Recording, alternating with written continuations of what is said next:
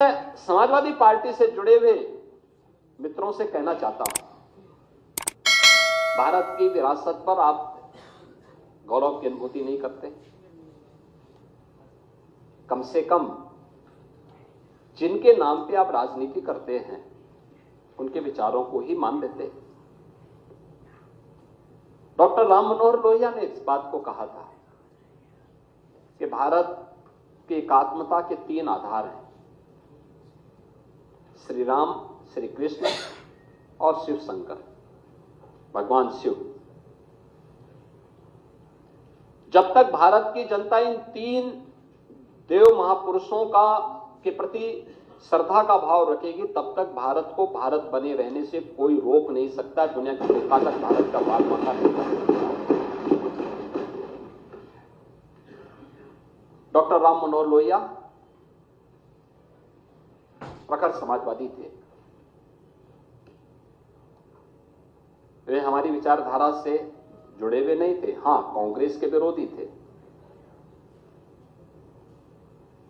अपने मुद्दों पर लड़ते थे। आज समाजवादी पार्टी डॉक्टर लोहिया के विचारों से कितनी दूर भाग चुकी है। आज राम को, कृष्ण को, शिव की परंपरा को, भारत की विरासत को कोसना ये समाजवादी पार्टी का मानो जीवन का उद्देश्य हो गया। और दुर्भाग्य है कि इन्होंने आदर्श किसको माना है?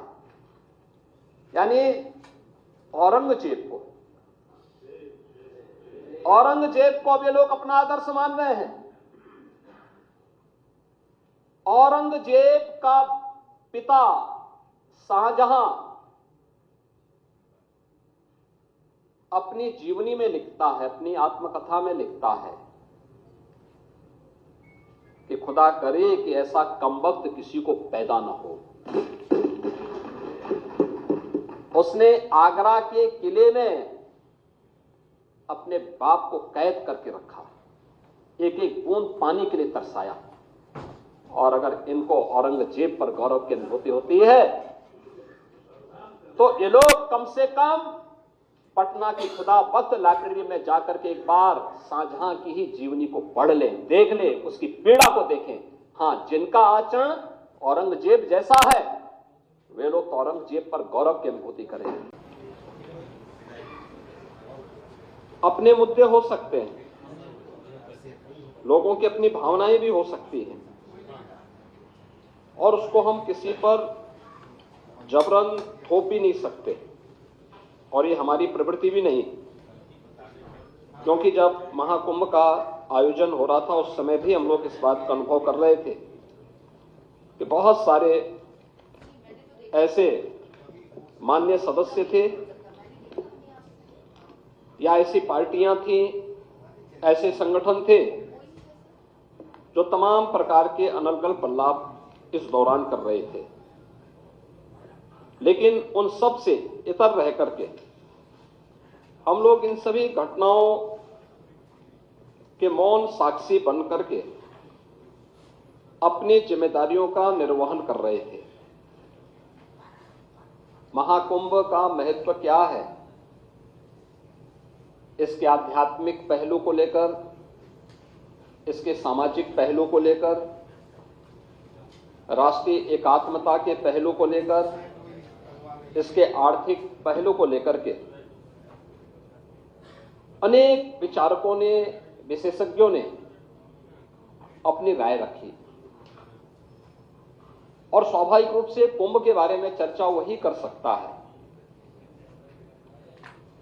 जो महाकुंभ का दर्शन किया हो और महाकुंभ की नगरी में जाकर के जिसने साक्षात इस सांस्कृतिक और आध्यात्मिक आयोजन में सहभागी बनकर के, इस पूरे आयोजन में जो सहभागी बना होगा, महाकुंभ के बारे में, उसकी विवेचना के बारे में, उसके अलग अलग पक्ष के बारे में वही चर्चा कर पाएगा।